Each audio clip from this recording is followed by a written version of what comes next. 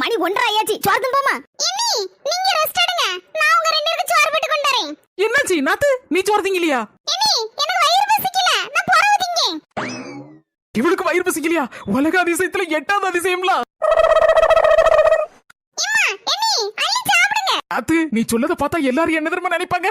நீதான் இவ்வளத்தையும் செய்து எடுத்து வச்சிருக்க போலுக்கு நாங்க உட்கார்ந்து திங்க முழுக்கு நினைச்சுக்கிடுவாங்க.